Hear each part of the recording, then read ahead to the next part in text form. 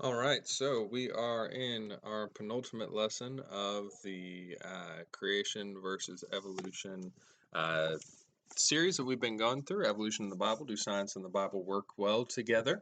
So, if you don't know what penultimate means, it means our second to last lesson.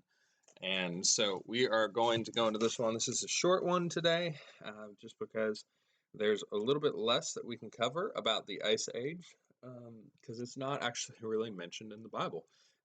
There's a little bit that we're going to reference with the Bible, but for the most part, because it's not really mentioned in the Bible, I don't want to spend too much time on it. But it is important to know because it is still part of this discussion, and it is a result. The Ice Age will have been a result of the flood. So it's worth mentioning so that we can talk it through. However, um, again, I'm not going to spend a whole lot of time on the Ice Age, so we're going to just jump right into it here.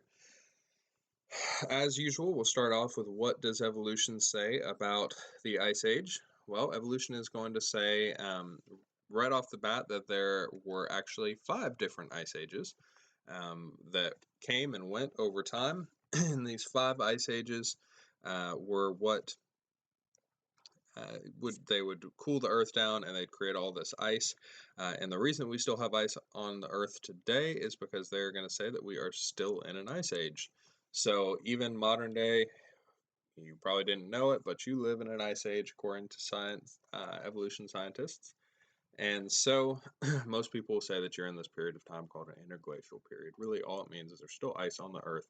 It's just not covering a large portion. The temperature of the Earth is not really cold, but we're not in a tropical environment either. So, we do know that Earth wasn't always covered in ice. In fact, the Antarctic used to be covered in tropical forests. This is a picture of what they think it would have looked like. They found all kinds of tropical trees and remains there, and so they think that this was once a tropical forest. They know that before the ice, when they've dug down, that's what it looked like. Today, it obviously looks very different. It looks more like this today. Very snow covered, ice covered place, very cold, and lots of penguins. And that's what the Antarctic looks like today. So, what caused the ice ages? Well, evolution is going to say 5 different things caused the ice ages, and that these factors, they think that these caused ice ages, and these factors played, they all work together, some all at once, sometime maybe just a couple working together here or there. But all in all, they worked together at some way, shape, or form to start the various ice ages on Earth. So, what are those 5 things? Well, one are changes in the Earth's orbit. So, every once in a while, the Earth will have a very minute change in its orbit that causes it to be a little closer to the sun, or a little bit further away from the sun. Obviously, when it's a little bit closer to the sun, things get a little warmer because we're just like if you move towards a heater, you'll feel the warmth the closer you get. Whereas further away, the colder it'll get. So when you have a little shift in orbit away from the sun, things will cool down. So they're going to say that the Earth shifted its orbit a little bit, and that cooled the temperature of the Earth down. In addition, they think that we know the sun sometimes puts out more heat than other times. So, depending on how much energy it's putting out, if it's a low energy phase, there's less heat being put out, and a high energy phase is more heat being put out. So they say that there would have been a low energy phase where the sun was not putting out as much heat, and so they would say that this also would have cooled down the Earth because less heat from the sun means less heat hits the Earth, right? So that's the second reason. The third is that there are less greenhouse gases in the atmosphere, and greenhouse gases are obviously we hear this term a lot in global warming, but a greenhouse gas is basically going to be gases that help keep in the temperature of of the Earth, so they act as an insulator for the Earth, so that heat is not escaping out the atmosphere as much. The sun gets in, but it's still maintaining some kind of heat, and that raises the temperature. So lots of things contribute to greenhouse gases, like vehicles and cow farts and all kinds of things are going to contribute to the greenhouse gases. So that's going to be another factor. So they're going to say less greenhouse gas at that time would mean that the Earth was not retaining heat as much, and so the heat that it did get was escaping a little bit easier, so it kept the Earth cooler. In addition to that, they're going to say changes in the ocean currents would have caused the ice age. And what they mean by that is you've got these warm and these colder ocean currents that help regulate the temperature of the Earth. And if you remember Pangea, we talked about it in our first lesson, or one of our first lessons. And Pangea is basically this idea that the Earth, all those continents were once a supercontinent, and evolution is going to say over millions of years they spread out apart from each other. The flood and creationism is going to say that happened over a matter of days to months. And so, but evolution is going to say that because they were moving so slowly, every once in a while, you would have a period of time where those warmer currents were cut off, and so they couldn't reach certain sections of the Earth to help warm them back up again, which meant that they got colder. And so, because you basically blocked it off, it was harder for those currents to get around. And so that they're going to say that caused it as well. Then the last reason is they're going to say that periods where the volcanoes were less active meant that the Earth cooled down. And the reason for this is volcanoes release carbon dioxide into the atmosphere, which is one of those greenhouse gases, and so it can help warm up the Earth over a period of time, and by retaining that heat. And so they would say when the volcanoes got less active, the Earth cooled down, and then when they got more active again, it might bring us out of an ice age and be the thing that caused the ice age to end because the Earth is going to warm up again. That's an interesting one to me because, and we'll talk about that later. But those are their 5 reasons. Again, they're going to say that they all kind of work together to create the ice ages. Well, the problem is that they cannot really explain those 5 reasons. Cannot really explain well the extreme temperature swings that we had, nor are they likely to have all happened at once in such a way. Not just that, but at once 5 different times, so that the Earth was able to cool down these 5 different times. So that's they aren't very good explanations, but we'll come to the creationist view of this here in a second. But before we do, we'll take a quick break to talk about all the interesting and really large animals that existed during the Ice Age. We all love this movie, Ice Age. It's very funny set of movies, and it's what a lot of us have where a lot of us have learned about the Ice Age from are these cartoon movies. And so we particularly, it focuses on the animals of them, of course. So let's talk about some of the animals. It is significant these animals were very large. They were huge creatures, much larger than we see animals today. In general, animals got bigger then. And we'll talk about why that is. But let's look at some of the animals, and then we'll look at some of the remains that have been found, because I always like looking at some fossils. So the most famous, of course, is the woolly mammoth, which is basically a hairy elephant with very large tusks, and that's much bigger, much bigger than what we are used to seeing in an elephant. And so that hair would have helped keep them warm. Elephants today have hair, but not near as much. So we're looking at an adaptation or a variation of the elephant species that had more hair and was larger, so that they could handle the cold temperatures better.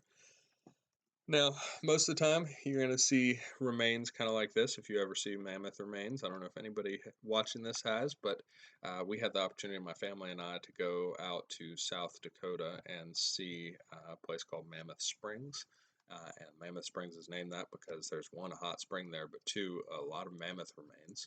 And those mammoths, they've got basically a dig site there, and we were able to go through this, and it's very interesting to see all the big mammoth fossils that they had everywhere, and they are very large. It's kind of crazy to walk around these skeletons and think about how big they once were. But the cool thing with mammoths and the cool thing with Ice Age fossils is that because of the nature of the Ice Age, that it was so cold and that things froze, and that because of the fact that we still have these ice caps, and that they're actually, as they're receding away and melting away a little bit, they're revealing things that might have been killed in them. And so we have this series of fossils called permafrost fossils, and we'll only show you a few of them today, but there are all kinds of them that they found, which basically a creature, usually a baby animal, because of the harsh times, they didn't always survive, was frozen, and the ice actually preserved the body in such a way that it mummified it, and we actually get the remains preserved, sometimes with hair and skin on them still. And so we're going to look at that. They found a couple of these with mammoths. First one here, they are a little mummified looking, so they're kind of gross, but really cool nonetheless. So this is a baby mammoth, woolly mammoth they found, and it has the hair on it still. You can see that what the color is of it. We know that this was indeed a hairy elephant. Obviously, some of the hair has been lost, but we see clumps of hair that are still on this baby mammoth that has been preserved so well. So cool. And then the next one is doesn't really have much hair on it, but it is still just a fascinating find nonetheless to be able to see. This is another young woolly mammoth. You can see a little bit of hair there, here and there, like on the back of the front right leg there. And so, just really neat that these have been frozen in time for us, that we can actually see these woolly mammoths. So, the next one, you've heard of the woolly mammoth, but you probably haven't heard of the woolly rhino. I hadn't until I was researching this. Woolly rhinos were such a thing. They're basically large rhinoceroses covered in hair. And so we have also found some of these remains in the permafrost. And so here's a baby woolly rhino that they found. Again, it's just wild how well preserved these have been. If you're thinking that these are thousands of years old, they have not decomposed. They are mummified with hair still on them. And so this is a baby woolly rhino. And then we've got the giant ground sloth. Remember, things got bigger.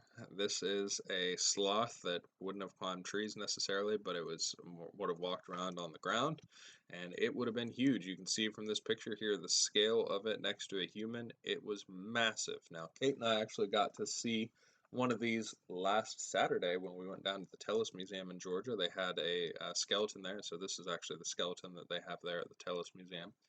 And it is indeed very large when you stand by. It's kind of hard to tell from this picture, but when you stand by it, it's up on a little platform there. But if I were standing on the platform, my head would probably come up to the middle of the rib cage there. It is very large, huge creature, and to think of it as a sloth is wild. So, a very neat creature as well, just an odd one that existed during that time. Then we've got, of course, the famous saber-toothed tiger, which is a big cat with these massive fangs. And so that's the fangs really are what have made it famous. The sabers, like swords, basically that these tigers had. And so are these cats. They're called tigers. They're really just big cats. So sometimes you'll hear them referred to as saber-toothed cats. But we have found remains of them as well. And so you can see some of that here. Just again, these massive fangs. Now these wouldn't have been much bigger than normal big cats, but I mean they're still large cats as well. So very interesting to see these tigers. I think we actually got to see some of those at the Tellus Museum as well when we were there this past Saturday. Some of the remains. So very interesting. And then just to show you again the general scale of all these next to a human, and then actually a couple others. There was a giant beaver. There were giant armadillos, but this is the scale of human next to them. These large creatures. And so we'll talk here in just a second about why it was that those animals were so big. But for now, we're going to jump back in and see how the flood explains everything. You've heard me say that sentence so many times. The flood explains everything. Well, that's because it does. And so the flood is going to explain yet again how the Ice Age comes. And this is why we're really covering it, because it is explained by an event in the Bible. We just don't read much about it. So how did that happen? Well, remember they said a lack of volcanic activity caused the ice ages. Well, I'm going to push back on that a little bit and say that actually a significant amount of volcanic activity caused this. And so we have this observable event called volcanic winter. And volcanic winter is, it's basically as these ash clouds are shot up into the sky, they fill the atmosphere with ash, which causes the sun to not be able to get through it as much. So if you happen to remember the Saharan dust storm that hit us last summer, remember how much cooler the Earth got? Or it was actually kind of cooled off the area by a few degrees during the middle of summer. We were down at Panama City Beach, and it was actually relatively pleasant temperatures down there. And it was a much more significant dust cloud than it was up here. But it was wild how much it cooled things off, and that was because the dust in the atmosphere was actually blocking some of the sun rays from getting down to the earth. So this cloud of ash will do the same thing, and so this is observable. That term volcanic winter, you can look it up. It is an actual thing that happens after a volcanic eruption of a size and big enough size. So an example of this is Mount Tambora in 1815. It was an Indonesian volcano, and its eruption lowered the global temperature by just over 5 degrees. So about everywhere that you went in the world, it was about 5 degrees cooler than normal for that time of year, and it caused a very significant winter in Britain, they think, and uh, this is just an observable fact. So that's one volcano, but imagine if the whole Earth is covered with these massive supervolcanoes that are erupting and throwing up all this ash during the flood, like what we saw. It's going to throw it all up in the atmosphere, and so we're going to have a cloud of ash in the sky that will obstruct the sun's rays. And so, if one volcano can lower the temperature of the Earth by 5 degrees, imagine how much those volcanoes, all the supervolcanoes erupting at once, could lower the temperature and block the sun's rays from coming back in. In addition to that, warm oceans actually caused it. Now, seems counterintuitive, but it makes sense when you break it down. So, you would think that warmer oceans would keep the Earth warmer, right? Well, we know that the oceans would have been very warm after the flood because if you remember, magma was being released underwater, creating those mountain ranges, and so massive quantities of lava are underwater, and heat is obviously going to warm it up. So it's going to warm the oceans up to somewhere around what they think would have been about 100 to 115 degrees. So after the flood, the ocean water would have been about 100 degrees. It's a lot more like a jacuzzi than what we picture of the ocean being, but that means, and because it's so warm, it's going to be evaporating a lot. So you see a picture here of lava hitting water and that steam cloud that's coming up. That was one of the reasons that we had so much rain during the flood. But in the same way, those all that steam is going to be coming up from the warmed oceans after the flood, and it's going to create these clouds. And so as water evaporates, it turns into clouds. And those clouds, if there's enough water evaporation, it determines how big the storm is, right? And so that's how hurricanes are formed. Is you have the warm water that from the around the equator, that evaporates and creates a big storm down there, and then that storm feeds off of the warmer water up into the Gulf usually, and it heats up and strengthens until you've got a big sizable storm that we call a hurricane. So what would have happened is we would have had these superstorms that would have been a result of large water or of warm water, and so the superstorm that that would have formed, there would have been multiples of them with how warm the ocean was, and they would have dropped as much rain or snow, depending on the area they were hitting, in weeks as we would normally see dropped in years. So massive amounts of water precipitation that are coming out of these things. And so they would have hit one after the other, as this warm ocean water is just evaporating and evaporating. It's throwing up so much condensation into the atmosphere that you get in these superstorms. And so they were actually creationists were able to get a weather modeling computer and throw in the predictions of what would happen if the oceans were the temperature of about 100 to 115 degrees. And this is exactly what happened in their weather modeling. These massive superstorms that came and then dumped significant amounts of snow in the areas that we find evidence for the ice age having been. The whole Earth wasn't covered in ice and snow. It was just the caps, basically the middle region was snow free. It would have been cooler, but it was snow free. Whereas the upper regions, from basically Ohio on up, around there, would have been icy. These massive ice caps. And so this is what would have happened. They were able to witness that when the computer model predicted it.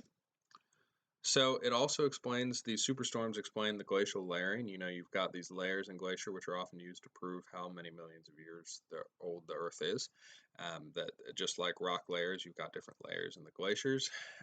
In the same way, imagine though, if you've got these massive superstorms that are coming in, they drop a whole bunch of snow, and then another one comes in later and it drops a whole bunch of snow. And so you get this layering effect in the glaciers.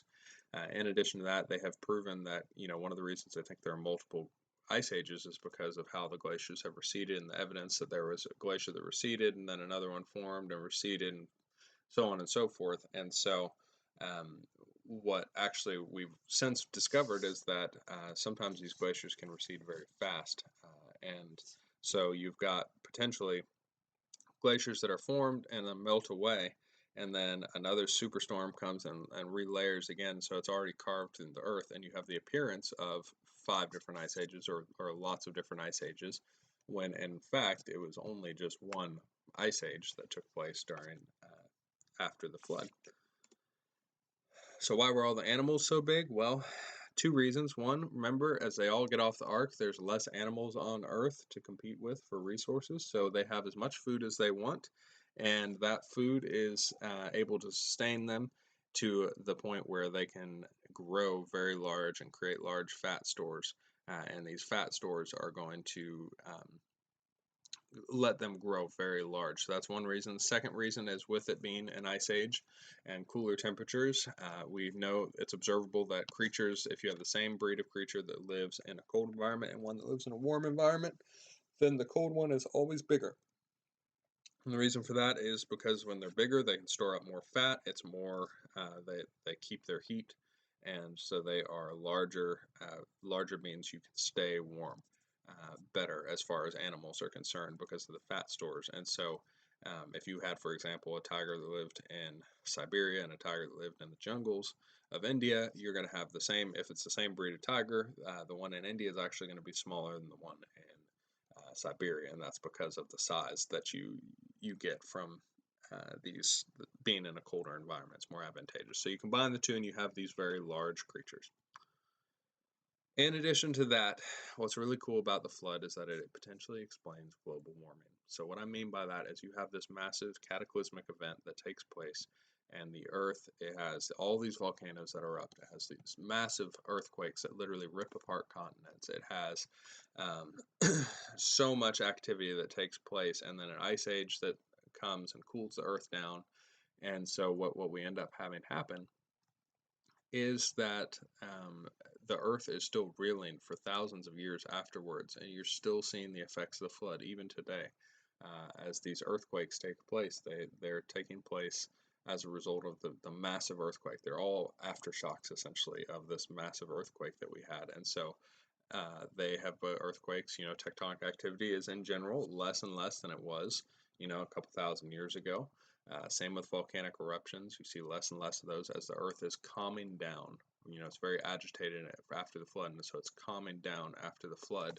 And in the same way, we've got these ice caps that are formed from this ice age, but at the same time, we know the earth was a tropical place before the flood. And so this tropical place, we're basically warming back up to the pre-flood conditions, pre-flood temperatures.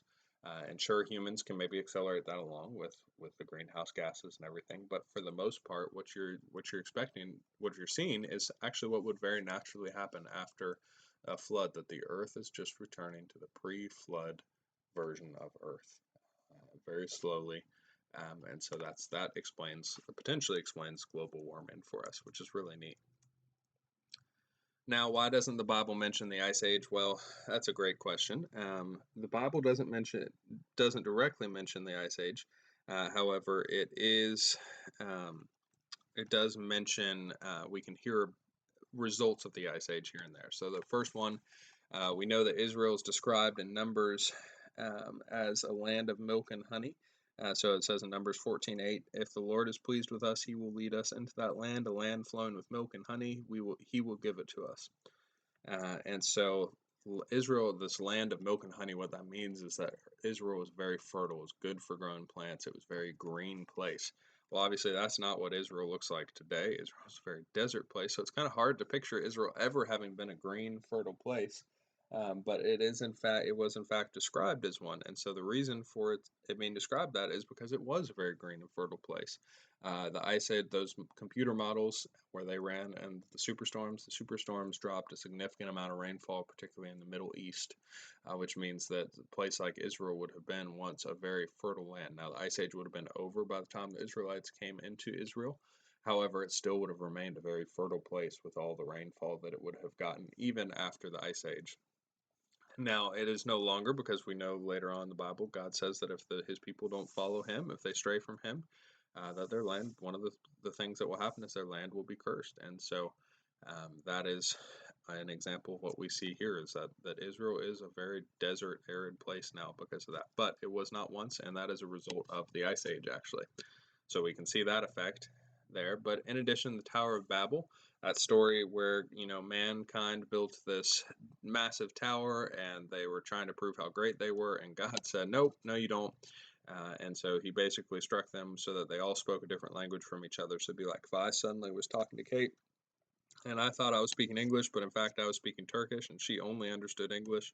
And just like that, we couldn't understand each other. And so that's basically what happens in the Tower of Babel. A really interesting story to read. But the result of the Tower of Babel was one, because they couldn't speak each other's language, and so they had to all kind of group together.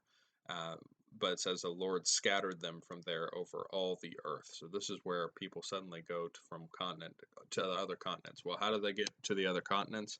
Well, the Ice Age would have made it possible for that. They would have made the ability to travel for a couple reasons. One, because that water had evaporated out of the oceans and was frozen as ice. The ocean levels were lower, so you see in this diagram white lines that represent today's borders, the coasts, but you can see that land, like you could have almost walked over to Australia. You could have walked from Spain to Great Britain. There was an ice bridge across from Russia to North America, which allows for you to get through there. And so just it would have created the ability for God to have scattered them all of the earth. And then you combine that with the potential for these superstorms, which mean that they can't settle down in one place for a period of time. So they're traveling, looking for somewhere to go that they can settle. And so they all scatter out, not just from the Middle East, but in the Middle East, but they scatter out everywhere. And so it's very interesting to see this uh, map, because it does potentially explain why it is that we see that God was able to scatter them. So we don't learn much about the Ice Age in the Bible directly, but it is a distinct result of the flood. It is important to this creation evolution conversation. So it was important to cover just a brief lesson on it. So if you have any questions, as always, feel free to reach out and let me know if you had any questions.